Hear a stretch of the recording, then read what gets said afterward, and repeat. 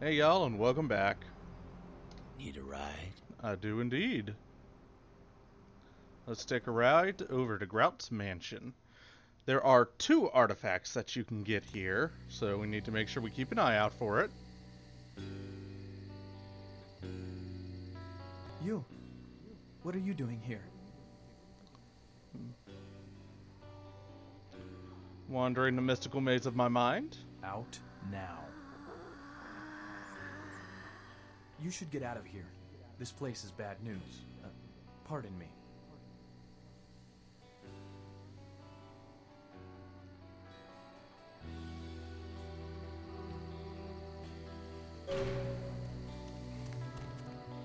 Love this song. As we enter Grout's manor.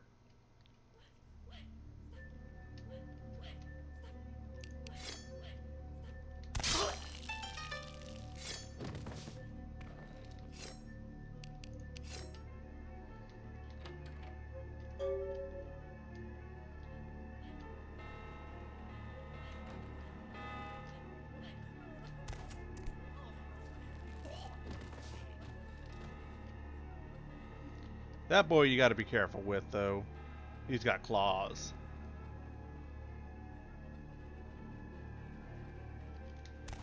You can still kill him.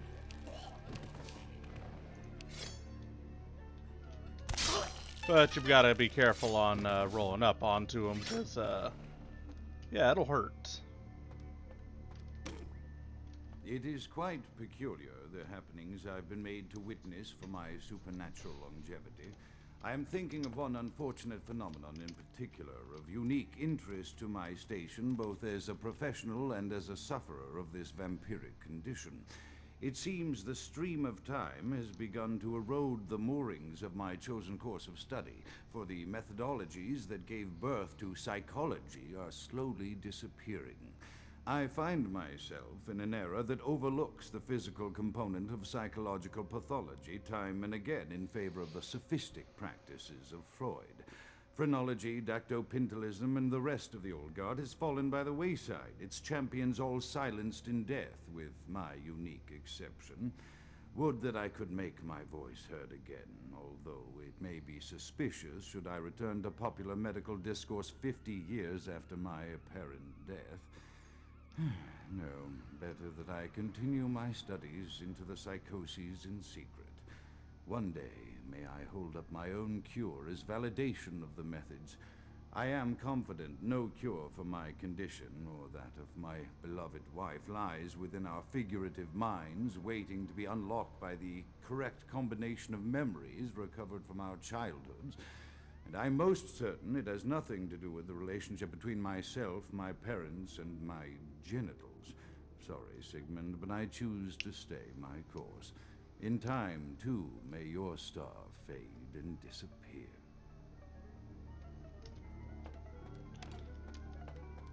Interesting.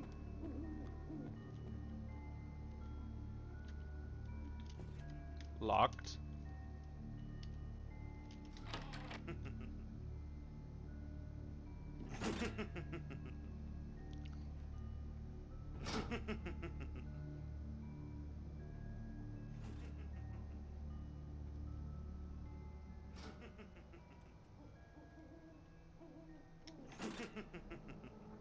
Surprise.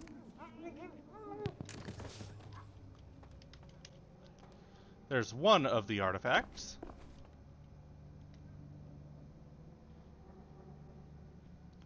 A Weekapog thistle. Let's see what that do. The Weekapog thistle increases defense by 1 point. They're coming.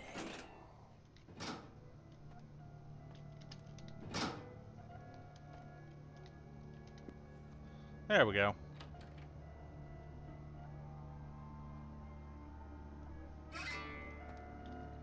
So you gotta get all three of those to light up.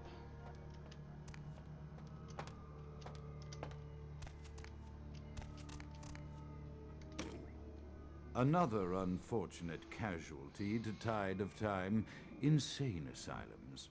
I lament their loss not only as brokerage houses for the breadth and depth of human psychoses, but also I shall mourn the disappearance of that peculiar environment present only in an insane asylum.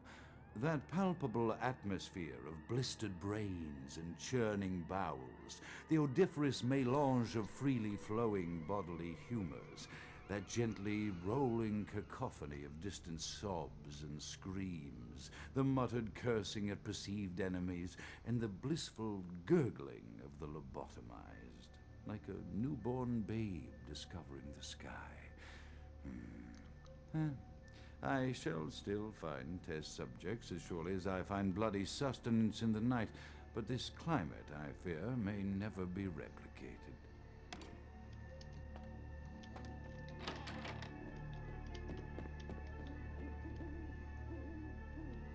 So it sounded like Grout, who used to be a psychiatrist before his embrace.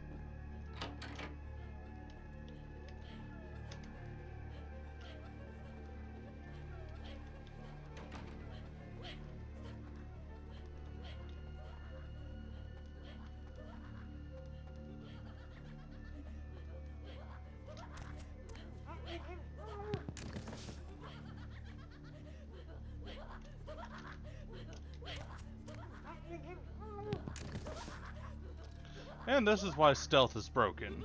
Even with just minimal amounts of stealth, I'm able to sneak up on all of these guys and girls, and those of unspecified genders. All these clones. This is Star Wars now.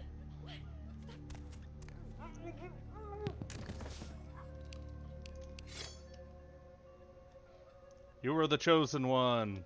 Give it up, I have the high ground. That's all the quotes from Star Wars that I care to know.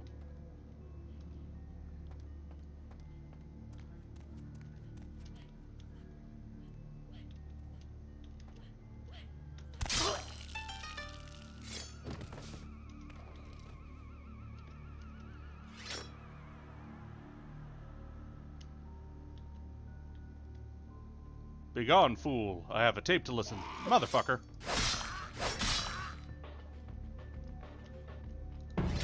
Throw up.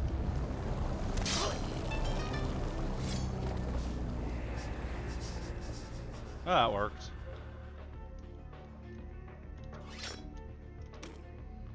Often I reflect with great regret on the missed opportunity that was my infector.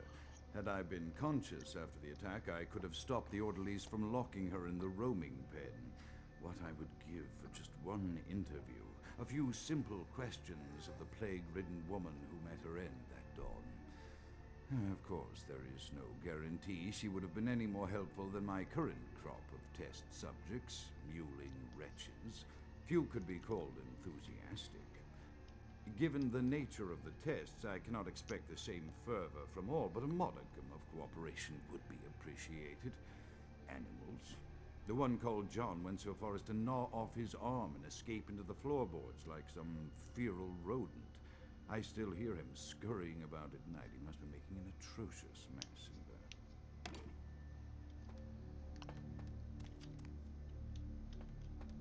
Well, you seem comfy.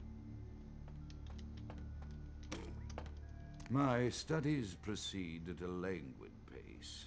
I'm mired in a foul ennui as my wife's illness advances. My subjects grow restless without proper supervision, but I cannot pull myself back from this black depression. How many nights I've wasted now, gazing from the tower walk, pondering the frailty of existence.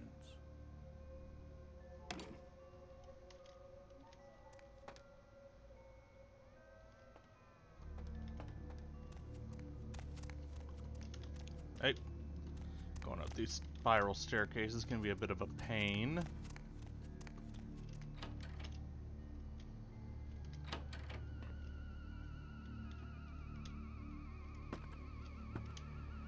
Oh, this is open air.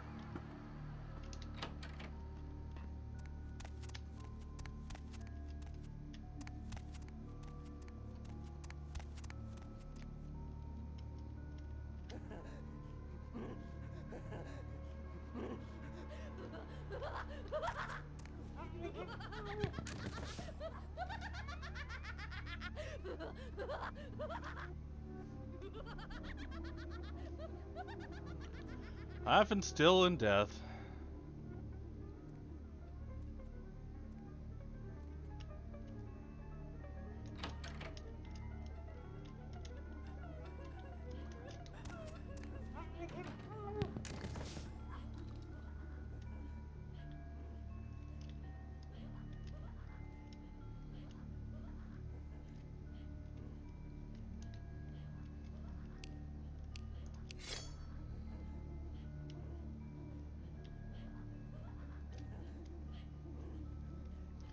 You're just gonna circle that table? Nope, nope, you are not.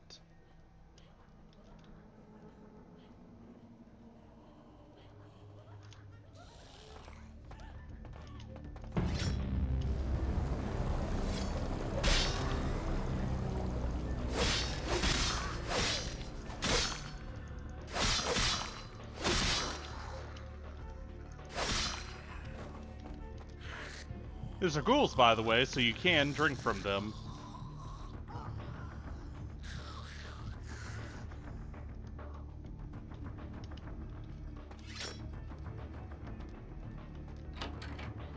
And that leads us back here.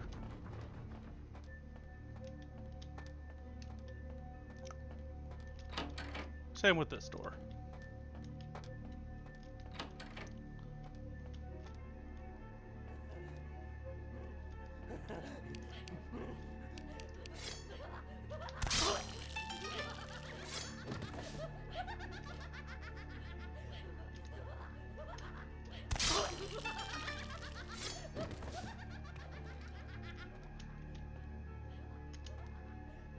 Wow, almost like it's not a mirror.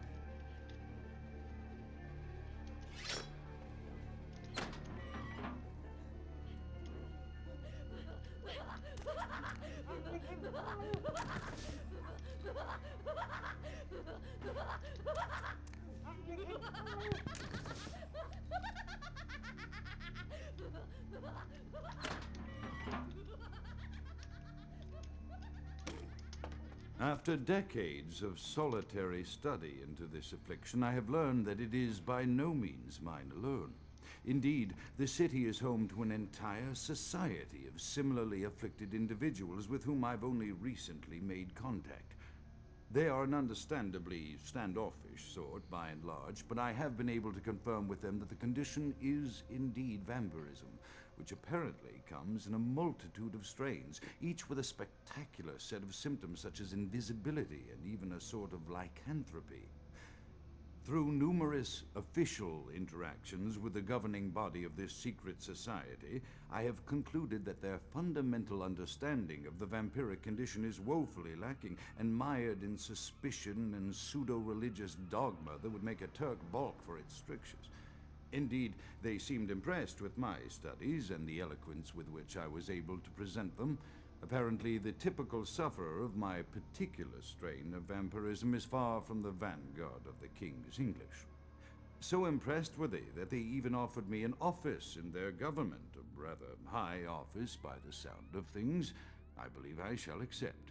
If nothing else, it should provide a lofty vantage point from which to observe the breadth and epidemiology of the affliction so that I may move more expeditiously toward a cure.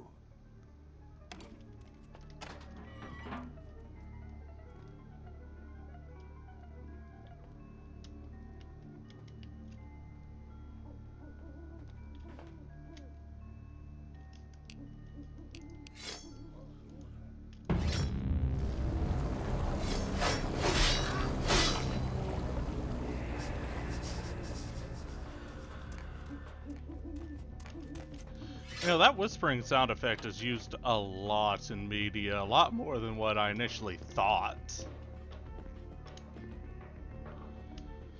We get another one of these light puzzles. I have accepted the role of Primogin for Clan Malkavian, the dreadfully winsome label applied to the particular strain of vampirism I suffer, so named for some supposed vampire father figure of old. More poppycock grown from a backward culture that seems interminably drawn to children's tales and the fiction of Victorian romance, when it should concern itself with the science behind their suffering. No matter, for I have taken this office for no greater reason than to advance my research. I must make mention, however, that even among my would-be peers in this governing body of vampires, the level of paranoia and superstition is frightening. Their intelligence is not the question, no, indeed. As they courted me for this appointment, I had to suspect that their overtures were hand-tailored to what must be my obvious infatuation with reason, for the devil would do well to have such honey-tongued tempters. Even so, I could not help but notice the dressing of language these vampire leaders chose for their siren song.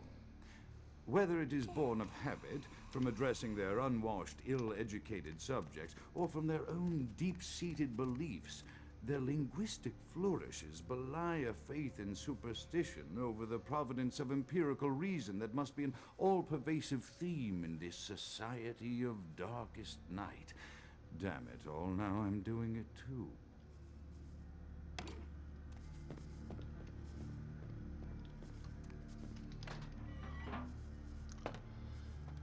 And keep an eye out while we go down here, because the second of the artifacts is right over there.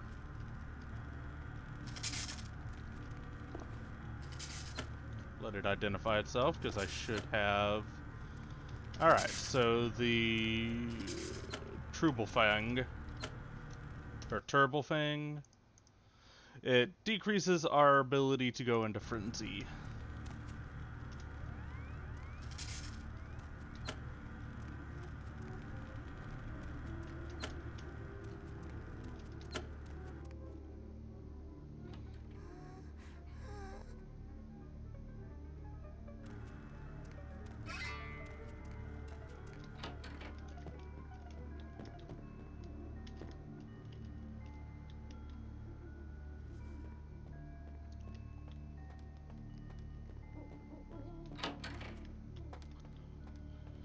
And I'm just going to do Grout's Mansion in one large episode so I can just finish it all in one go.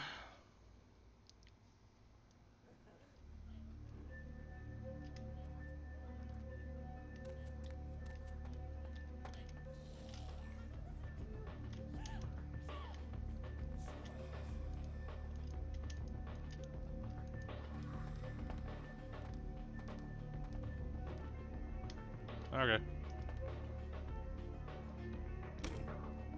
As I expand my dealings with the vampire government, I have encountered a disturbing new symptom of this affliction. Frequently, in conversation, I will hear voices emanating from other vampires, voices that are not their own, but which seem to have insight into their lives beyond what I could gather from simple conversation. These voices seem to echo from deep within my fellow vampires, and I cannot be certain if this symptom belongs to my strain of the illness or theirs, for the voices are various and inconsistent. I dare not mention this symptom to my vampiric peers, for they have proven themselves true predators to whom I could be loath to reveal any sign of weakness. Indeed, these voices have counseled me against confessing their presence, and until I can confirm their source, I will listen. The information the voices have given me ranges from curious to frightening. The latter case is especially true of one powerful vampire whose name I shall not commit to recording in the interests of self-preservation.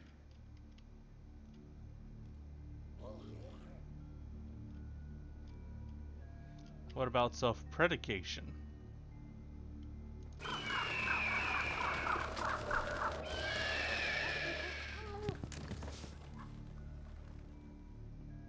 Self-dissertation? Self-flagellation? Self-mastication? Nope, that's not the uncrouch button.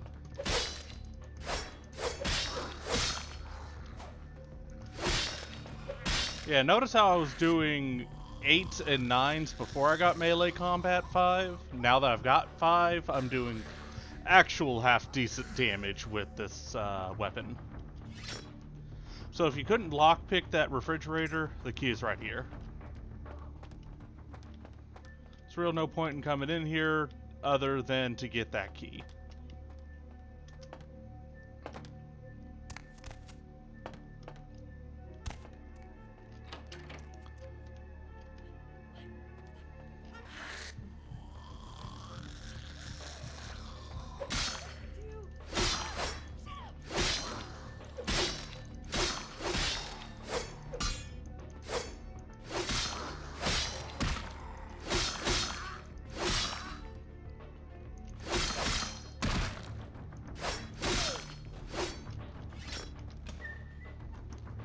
Strobing lights. Be careful, y'all.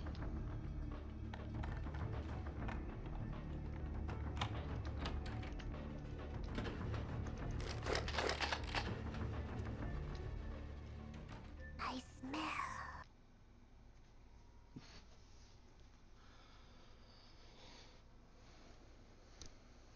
Now, we're not done with that room that we just left, but this way will eventually lead back round to there.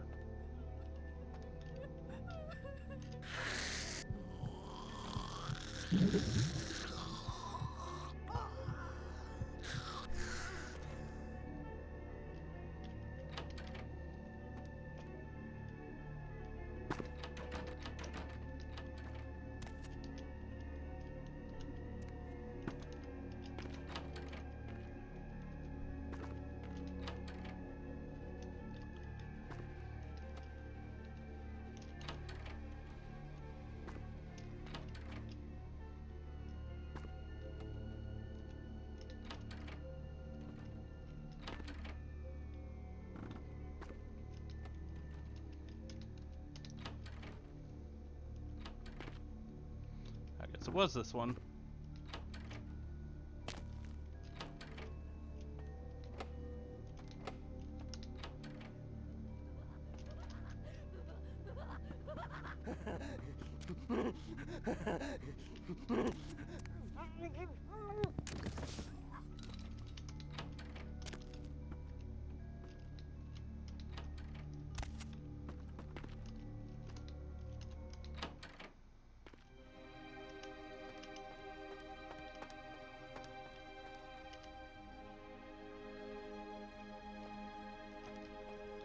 Damn it. Get it. There we are.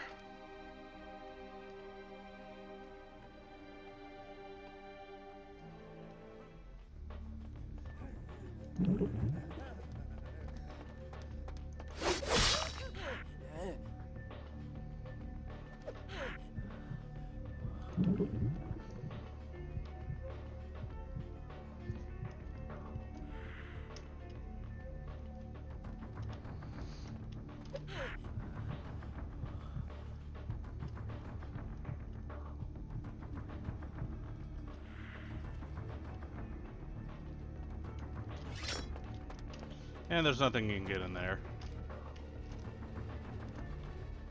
Yeah, that's on Hertz.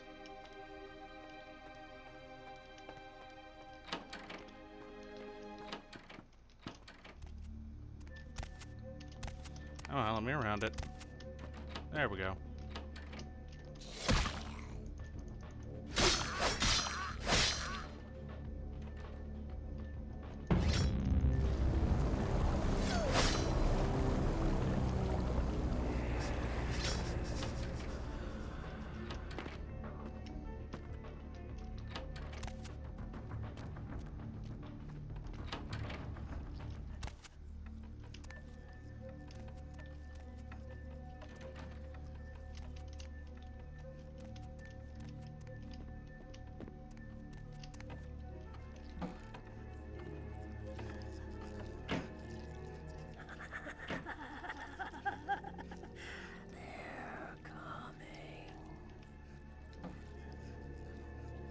Oh, high five.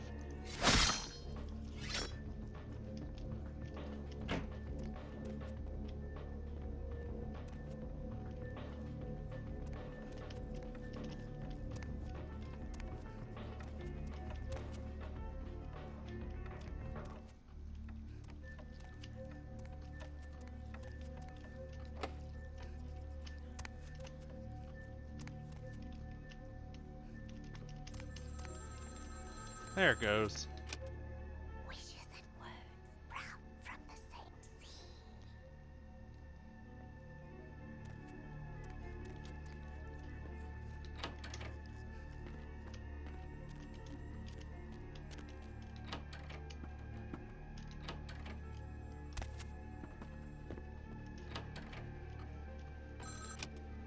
Stop doing that. Mother shan't be too pleased. None too pleased. Fantastic.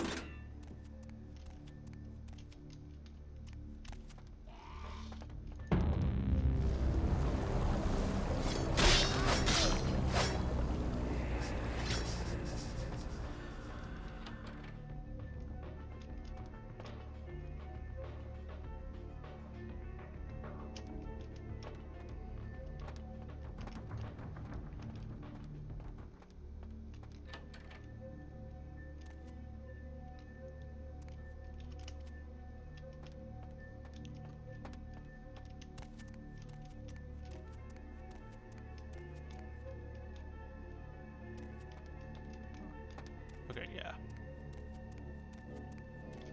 Had to get my bearings. Alright, before I listen to that, there's stuff back here that I need to go grab.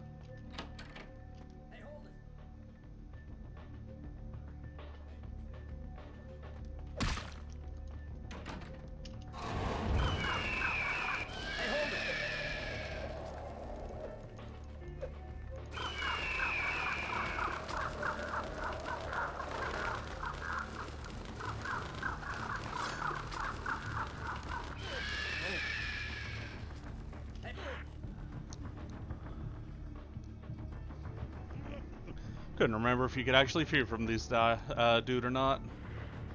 I guess you can.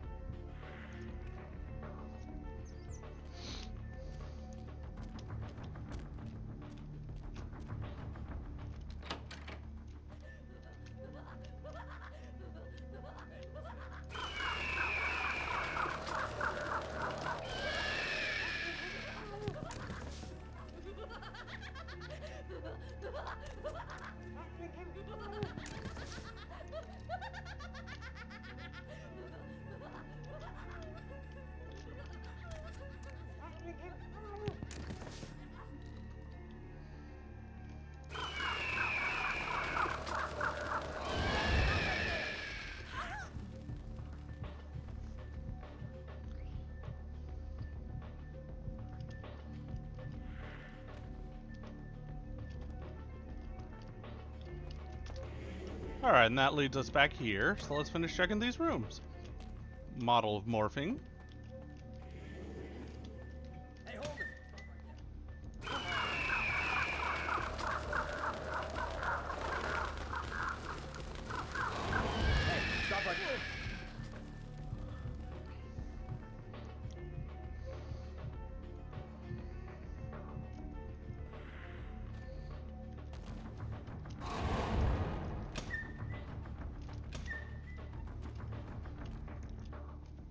Torso man. Hey, he's there. Hey, freeze!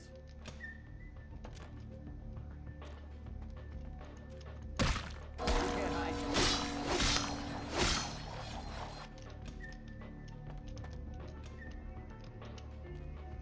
And nothing in here. There is a hidden wall here, though. With little look downs into each of the cells. But not much else.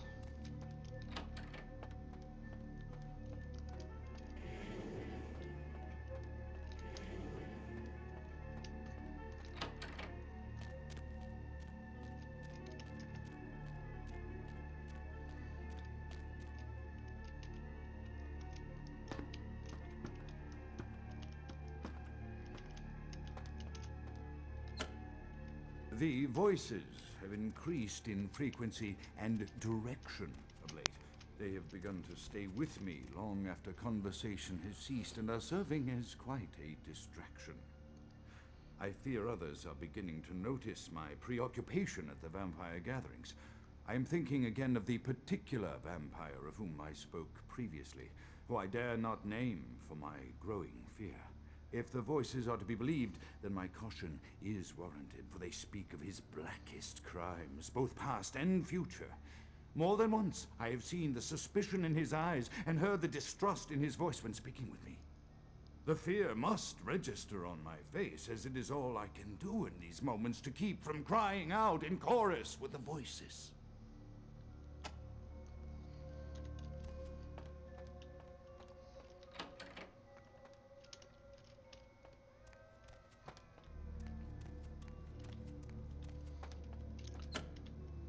I am no longer safe. I know it.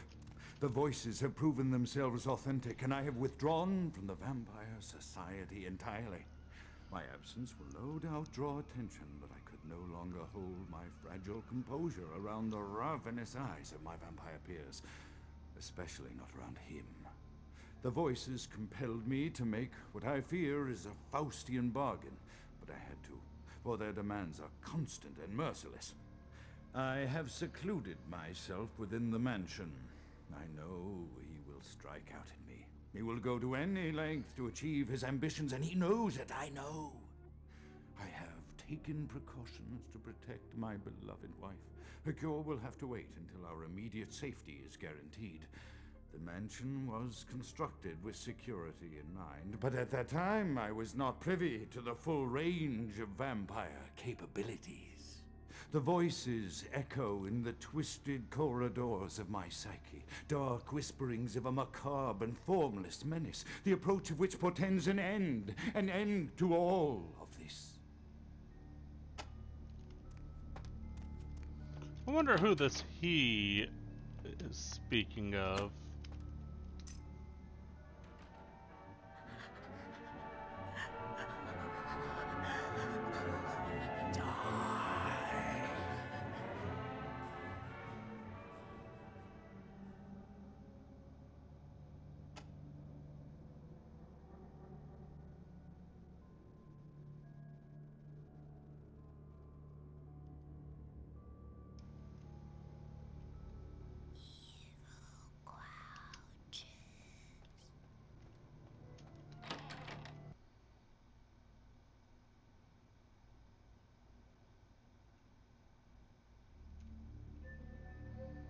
Well, that's probably not good.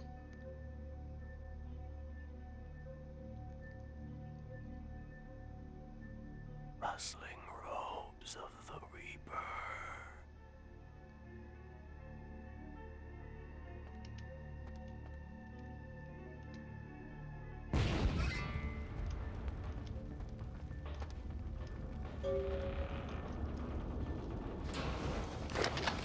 Go on and equip this. Lay low and be cleansed by the flames! Count is dead? Pity it could not be by my hand. No matter. Soon your self-made kings and false prophets and all who bear the mark of the beast will be washed from the earth for the coming of the Lord.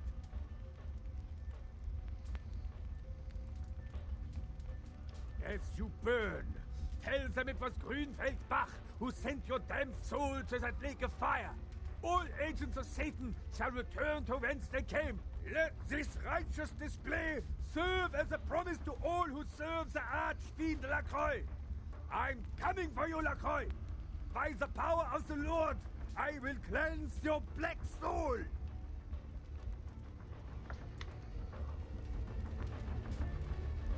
Well, we've got to get out of here. This place on fire. That place on fire. Rude. Even ruder. And this is worthless.